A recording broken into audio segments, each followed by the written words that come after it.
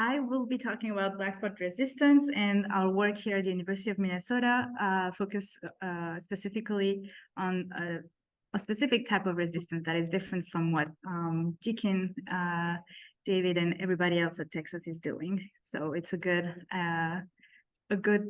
collaboration, I would say. So first, I wanted to start talking about how to define disease resistance before even starting to talk about the genetic basis of it.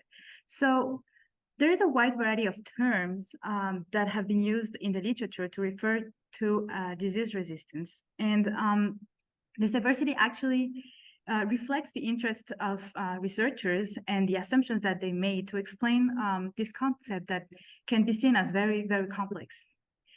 So in countless publications, we can see those terms that have been opposed to each other in a strict dichotomy, like qualitative is different from quantitative, complete is different from incomplete.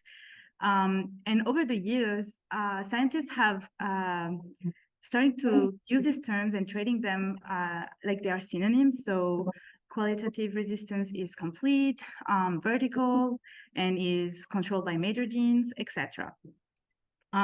But actually, these terms refer to a very different parts of the disease resistance. And so, for instance, qualitative, quantitative, complete, and incomplete refer to the phenotype that is observed. Vertical or horizontal, narrow spectrum, and broad spectrum do refer to the interaction type between the host and the pathogen, and then monogenic, polygenic, and major gene, minor gene refer to the genetic basis. And so it has been said by Sinclair, for example, that it is important to describe the observed phenotype separated from the untested hypothesis about the underlying genetic basis, because sometimes, well, a qualitative phenotype that we observe could be actually the result of several minor genes that have an additive effect and that give that complete resistance that you can observe, for example. And so here at the University of Minnesota and the University of Wisconsin River Falls, our research focused on phenotypically, we phenotype our roses using a detached leaf assay, and we look at the resistance in a qualitative way. So we look at it whether a rose is completely resistant or susceptible. And so with complete resistance, we look at the leaf, we don't see any visible symptoms, and this is actually due to the fact that the pathogen is arrested at the penetration stage, and so there's no cycle, nothing is growing under the cuticle, and no sporulation can be seen. So this is called an incompatible interaction. And so after that, we compare the complete resistance to whether or not the genotype is susceptible. And so for that, we look for acerulite production, which means that the fungus is able to produce a whole cycle from the conidia germinating, propagating in the leaf, and then producing again new conidias. And so that's how we look at the resistance, and that's how we phenotype it. Complete resistance versus susceptibility. We also focused on rest specificity, or what is also called vertical resistance. And so this vertical resistance can be observed here in this table, where you have one cultivar here that has a different reaction to the different races that were tested. And so as we can see, depending on the isolate that we use, the genotype will be resistant or susceptible, which implies a race specificity and maybe a gene for gene interaction between the host and the pathogen. And so thanks to these phenotyping projects, we were able, before I came, the team was able to observed that the genetic basis of this complete and vertical resistance, at least in the rows in the path system between Diplocarpon rosei and roses, is conferred by major genes, so R genes that are called RDR genes in our pathosystem. And so thanks to the different rose breed grants, we were able to identify and publish 2 RDR loci from Brad eyes, so RDR4 on chromosome 5, and George Vancouver with RDR3 on chromosome 6. And so after that, we can say that we have several projects going on right now, but our research actually is divided into 3 different aspects. So the first one I would say is the RDR gene discovery.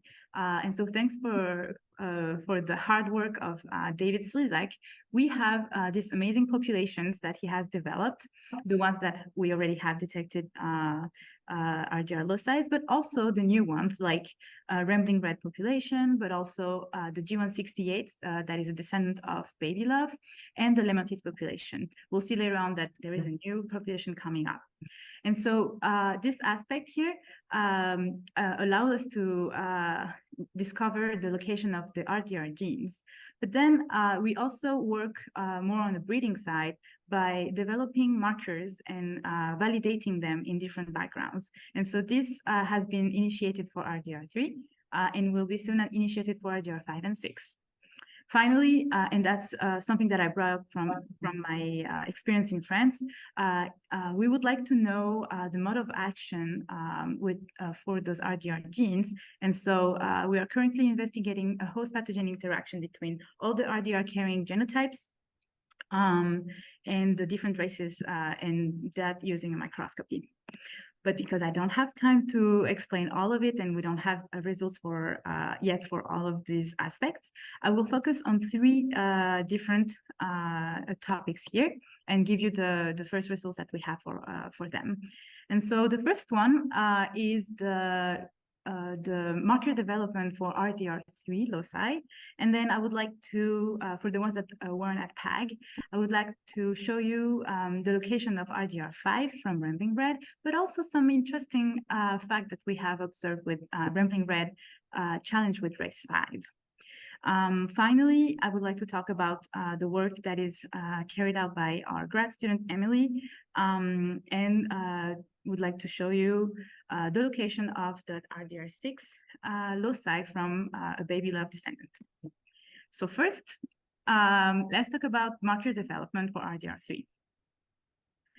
So before I arrived here, at the end of the Rosebreed grant, the last Rosebreed grant, Jason Zern, the postdoc, the previous postdoc, started a project where he wanted to resequence the RDR3 region in order to find SNPs that were closer to the potential gene that is behind that loci.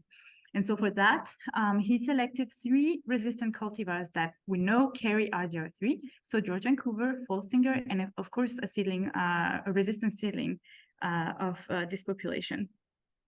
And then on the other hand, he selected 3 susceptible cultivars that we know don't carry RDR3. So Morden Blush, Prairie Princess, and susceptible seedling of Morden Blush by George Vancouver. So the sequence were generated using an amplicon sequencing on the candidate genes that were in the RDR3 region, so on chromosome 6. So this region is about 400 base pair, and the genes that were targeted were the 11 NBS LRR genes that were in that region.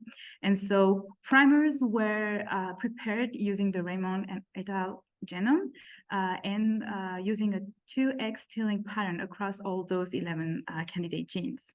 And so basically what they did is that they prepared those primers and then they amplified the different targets in the different cultivars.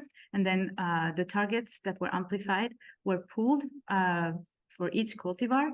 And then this DNA was then sequenced. Well, first of all, was cleaned with magnetic beads and digested with primers, and then was the library was prepared for sequencing, and the sequencing was done using an ion torrent technology. So when I got here, I had that data, and I started a very basic variant discovery workflow. I used a very basic variant discovery workflow to detect these new SNPs between the different genotypes that we have here. And so to get a more complete picture, I decided to run the workflow for both all BLAST genomes that are available because they are considered to be kind of like haplotypes of the All Blush. And so we could see some differences between the two genomes that could give us potentially more SNPs or different SNPs. And so that's why I ran the analysis with both genomes. And so after detecting those SNPs, I predicted the variant effects and selected the SNPs that had the most interest in our case. So let's talk about this step. So when we detected the different SNPs, we had a lot that were found in the genome, in both genomes. And so by removing missing data and only concentrating on chromosome 6, I got down to about 2,000 for Hebron genome and 1,700 for the Raymond genome. But this was still too much to convert into CASP. So another filtering step was added, and so another two filtering steps were added. And so what we did is that we kept only the SNP that had the same genotype for all three resistant cultivars. And then we selected SNPs for which the susceptible genotype didn't have the same genotyping than the resistant ones. So we can have a very different genotyping for resistance versus susceptible. And so this gave us 78 SNPs for the Hebron genome and 82 for Raymond. But the question was, well, it's supposedly the same. It's the same. It's two genomes for the same cultivar. And so are some of these SNPs the same ones? Entirely the same ones. And so what I did to answer that question was that I extracted 400 best pair around that SNP and blasted against each other just to see if some of them had this exactly same region. And indeed, we had 69 of them that were had the same region, let's say, and 9 that were entirely different from the Hebron genome, and 13 that were entirely different from the Raymond genome. And so from the 69, I had 3 categories. We had 53 that were actually exactly the same, so 100% homology between the 400 best pair blasts. And so exactly the same SNPs that I call the common SNPs. Then we had 5 that were very close to each other, but weren't entirely the same between the two genomes. And then we had 11 SNPs that were located at more than 120 best pair of each other. So very close, but not quite the same. And so in total, we had 107 SNPs that were identified to be interesting for CASP conversion. But it was still too much to be converted. So an extra step was done to remove SNPs that were overlapping.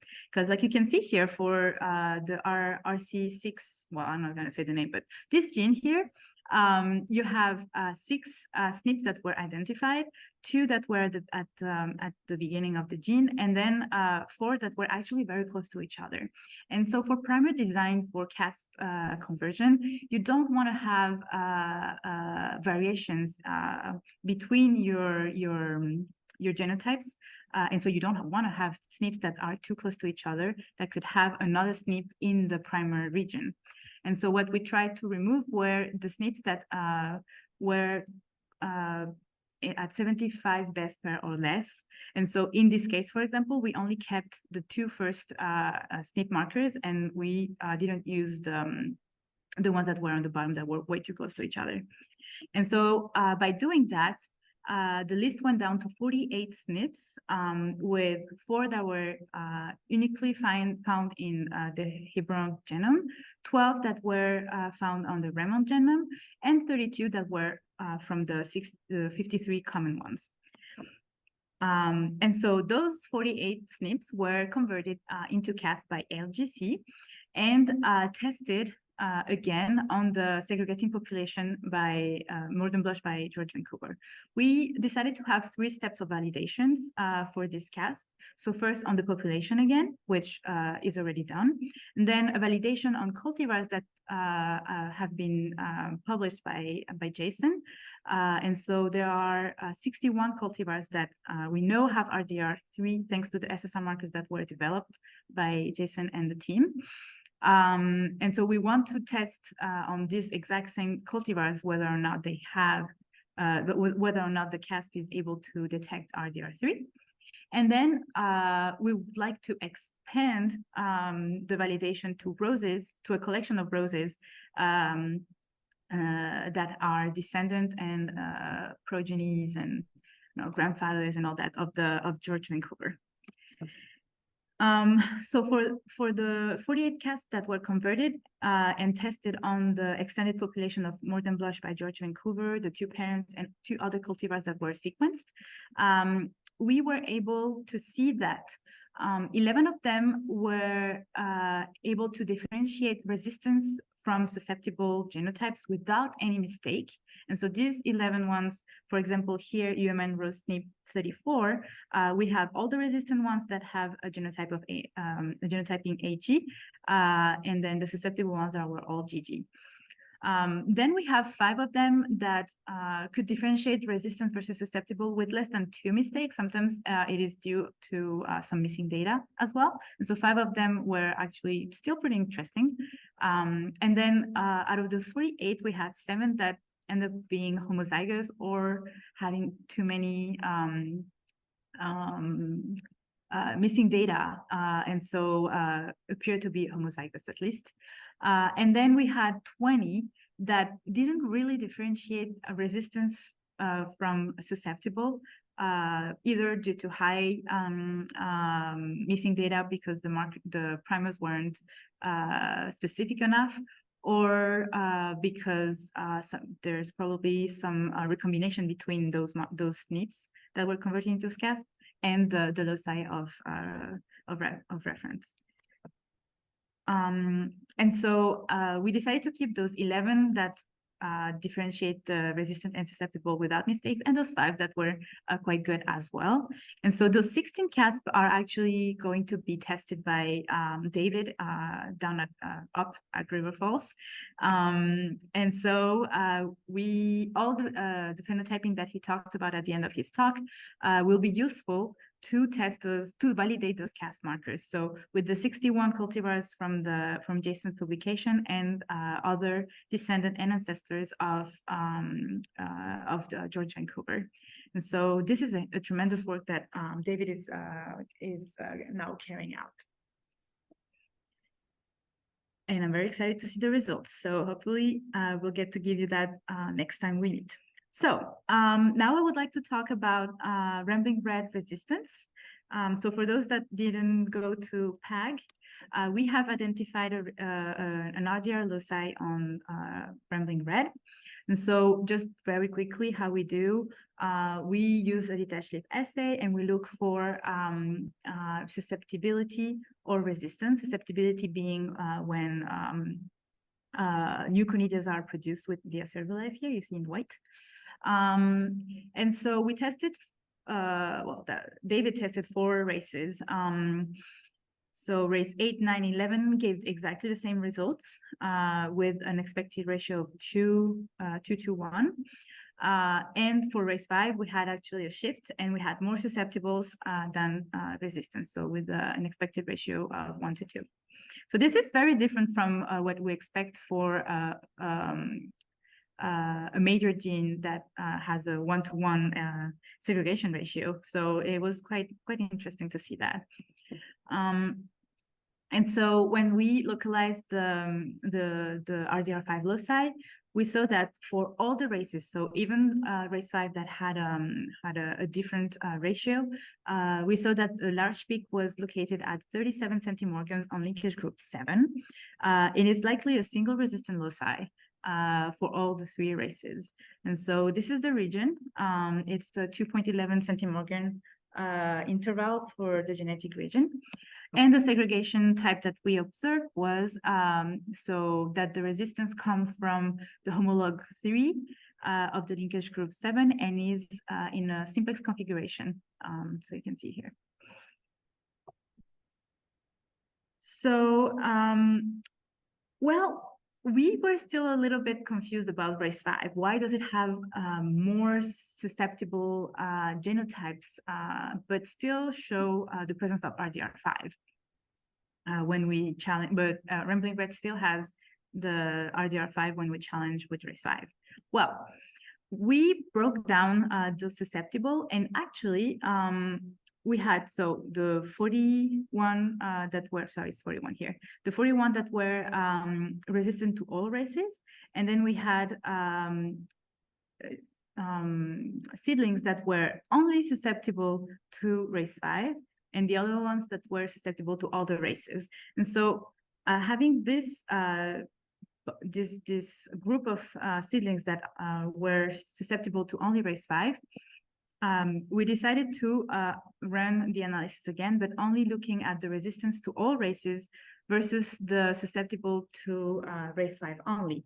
And when we did that, we actually observed the presence of a new loci on linkage group 4 that seemed to be associated with some susceptibility from Rambling Red, because the segregation is brought by homolog 2, which is from Rambling Red. So here you can see that it brings, instead of bringing resistance, it brings a sort of susceptibility.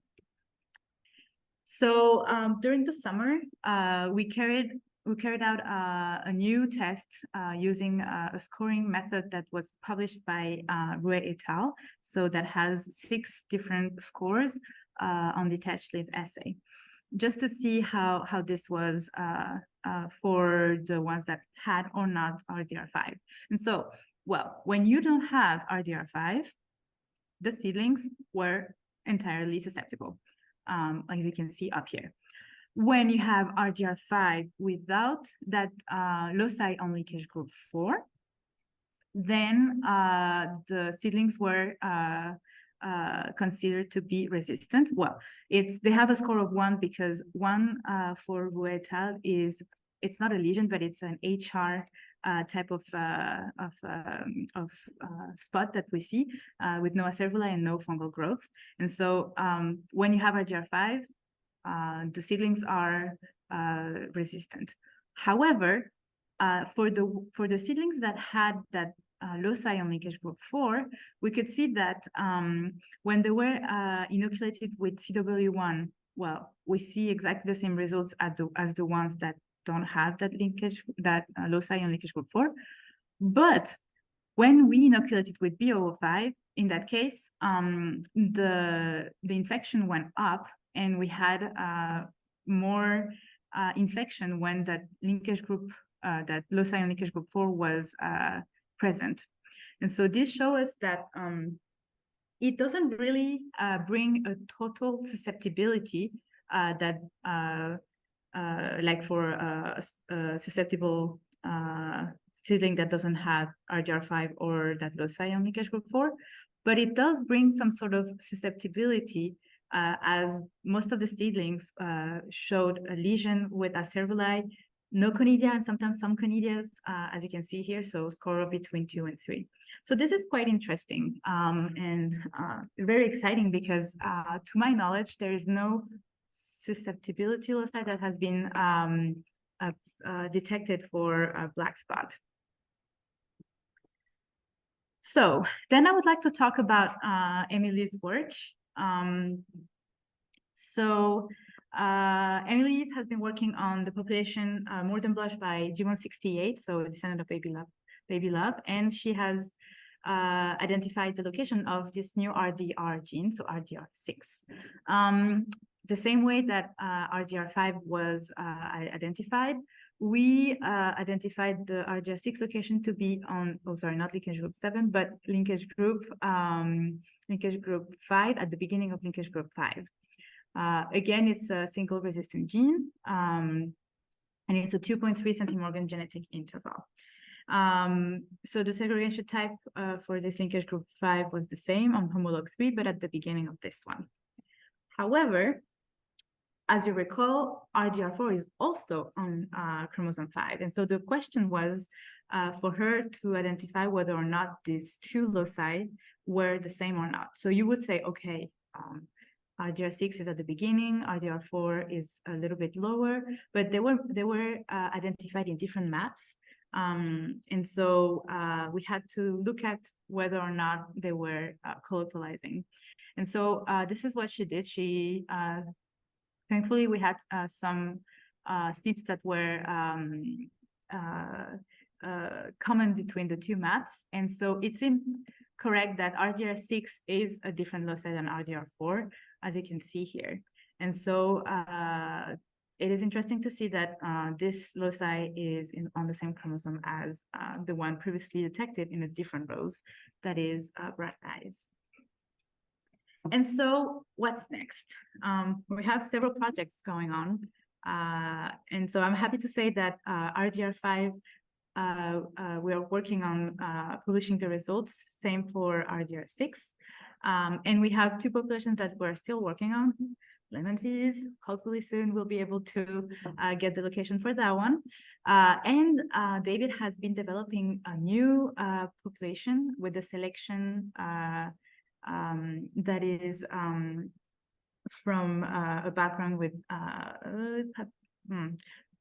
it's not paprika, Tropicana. So it has some Tropicana in it. A very interesting, this selection actually has a very interesting response to the different races. So we'll be mapping the location of that resistance fairly soon. Oh, well, when the seeds start growing and the plants are ready. And so for the breeding part, as you saw, we are on the way of validating the Cas markers that were developed for RDR3. And soon we will be working on developing Cas markers for RDR5 and RDR6. And so hopefully we can maybe update the method that was used for RDR3 and use a different method. And have a better precision to find SNPs that are closer to the causal gene or on the causal chain, hopefully. So about the RDR loci mode of action. So for the ones that weren't here last time, the objective here is to investigate the host pathogen interaction between RDR carrying cultivars and the different races that have been detected. And so by using microscopy and a double staining that stains the fungus with an Alexa fluor with a GFP filter, and that stains also the response of the host using aniline blue and a DAPI filter. So this is ongoing, and hopefully we'll have results to show next time. And finally, I would like to introduce that we are trying to do a new research topic on quantitative resistance. And so we're trying to implement a phenotyping method using detached leaf assay for quantitative resistance. So we already used the new scoring method that was proven to be successful. But soon we'll be able to measure different components of the resistance, like lesion length and etc. So thank you for everybody that has contributed to all these projects. Well, thank you for your attention.